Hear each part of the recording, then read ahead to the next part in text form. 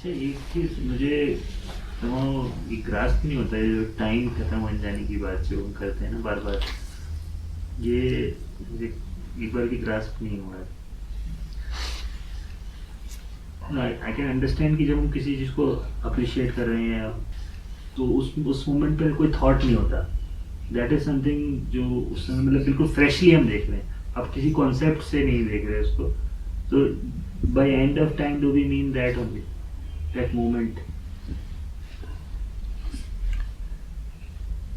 आप ये चाहते हैं कि समय खत्म हो जाए, उसके बाद क्या होगा वो आपको पता चल जाए। अगर वो आपको पता चल जाए तो आप शांत हो जाएंगे। ठीक, सारी दिक्कत यही होती है कि किसी ने कहा एंड ऑफ टाइम, और हमारे लिए बिल्कुल पहेली बन जाती है बात, क्योंकि हम क्या कहते हैं कि ठीक है समय रुक गया, अब क्या होगा। मन थोड़ा तलाशने लगता है, मन चाहता है कि किसी तरीके की कोई मूर्ति बन जाए, एक इमेज उभर के आनी चाहिए कि समयातीत क्या है, समय के खत्म होने के बाद क्या है। तो देखिए आप क्या चाहते हैं, समझिएगा। आप कह रहे हैं घड़ी चल रही है, घड़ी चल रही है, घड़ी चल रही है, घड़ी चल रही है, और यहाँ पे आगे घड़ी रुक गई, एंड ऑफ टाइम। और आप कह रहे हो अब समय रुक गया, अब इसके बाद क्या है? तो घड़ी चल रही है, घड़ी चल रही है, घड़ी चल रही है, घड़ी चल रही है। अरे घड़ी तो रुक गई, अब उसके बाद क्या है?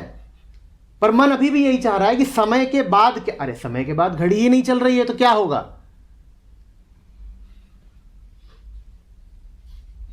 यही हो रहा है ना।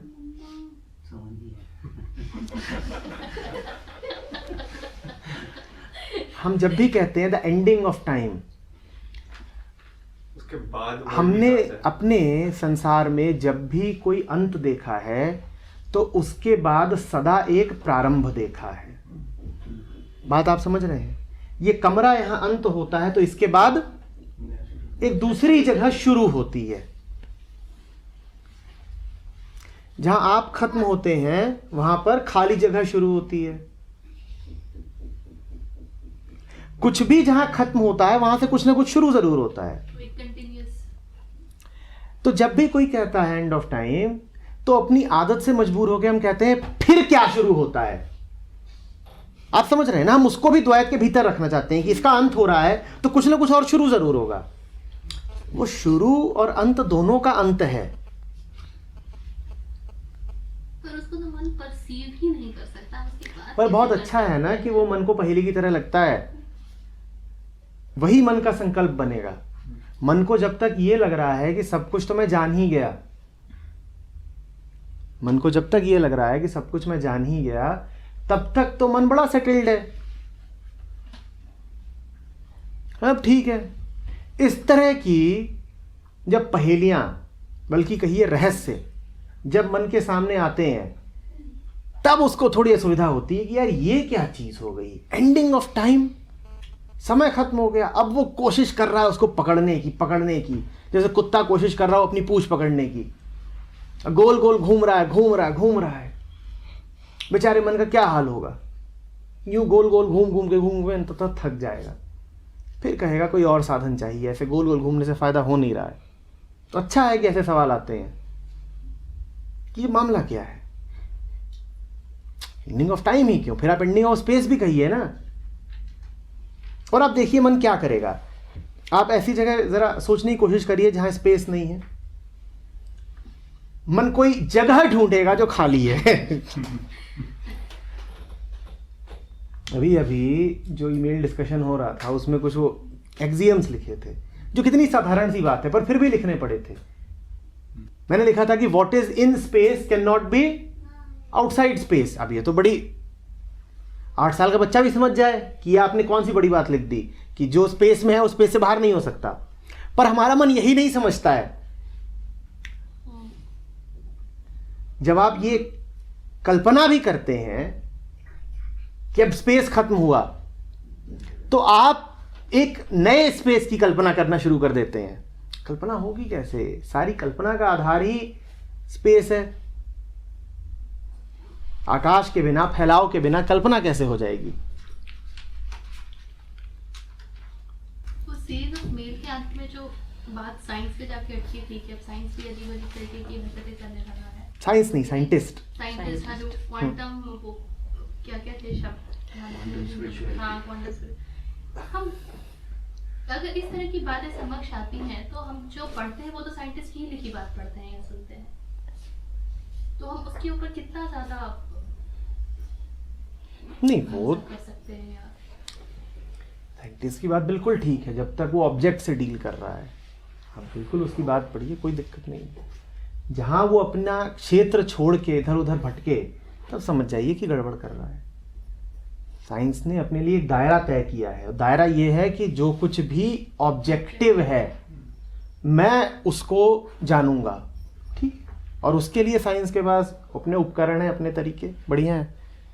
और उसके अलावा अगर कुछ दाएं बाएं बात होगी तो फिर वहाँ पर यू आर ट्रांसग्रेसिंग, वो नहीं। So, is there anything objective? As long as there is a subject, as long as there is a perceiving ego. So what we are saying is that for science to exist, ego must exist. See, for me to say that there is a pendulum and I want to find the time period of that pendulum, that there is a molecule and I want to break that molecule, that there is a wave, for me to say all this there has to be a me. Can we also say that somewhere science is actually strengthening ego? That way the world is strengthening ego, not science. The moment you say you may not be a scientist, you may be a painter, but you are saying there is a tree, even then for the tree to be there, there has to be a me. So it's not a question of science, it's a question of the mind of the scientist, or the mind of the painter, or the mind of the carpenter, or the mind of anybody. So science is wonderful, but it has to be remembered that when you are talking of an object, there has to be a you who talks of that object, and that object is your domain and you stick to that domain. Ego formation जो हमने जो ego वाली activity में भी पढ़ा है, ego formation जब पैदा होते हैं तब ईगो नहीं होती है। क्यों नहीं होती है? तब भी होती है ना, मतलब इट्स नॉट ओनली जो दूसरे लोग बता रहे हैं, इसके अलावा भी जो एक एहसास है कि मैं हूँ। नहीं, फिजिकल कंडीशनिंग है ना वो आपकी।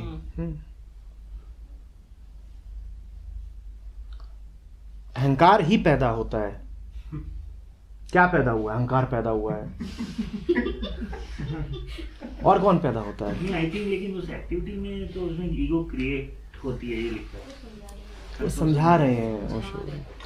देखिए, समझाया इसलिए जा रहा है क्योंकि जो पैदा होती है ईगो, उससे निजात पाना बहुत मुश्किल है।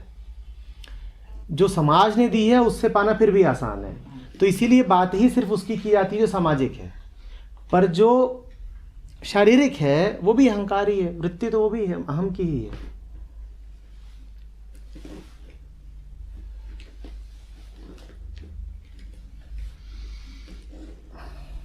तो इसमें इस टॉक में भी इन्होंने एक बात कही थी कि जो ग्रेजुअल इवोल्यूशन की बात कर रहे हैं,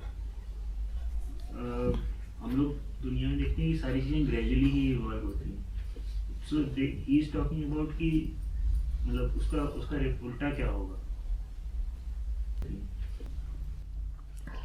Time has a certain speed in our mind, right?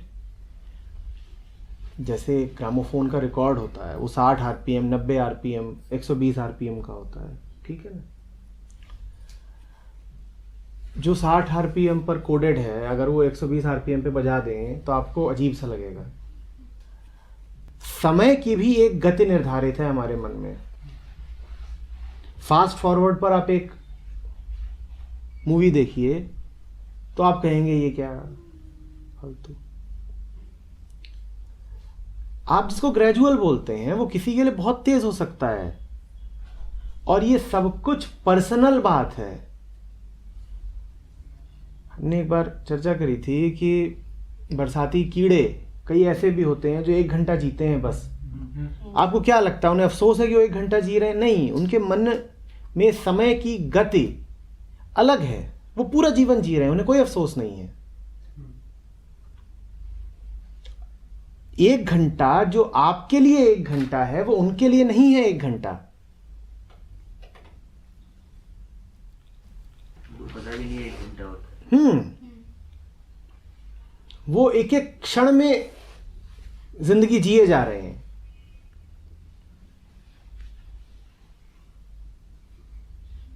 तो जिसको आप ग्रेजुअल बोलते हो, वो जिसको आप आगे तेज बोलते हो, वो सब कुछ आपके संदर्भ में है, वो सब कुछ आपके कॉन्टेक्स्ट में है, वो सब कुछ आपको सेंटर में रख के है। और जब आप सेंटर में हो तो क्या सेंटर में है?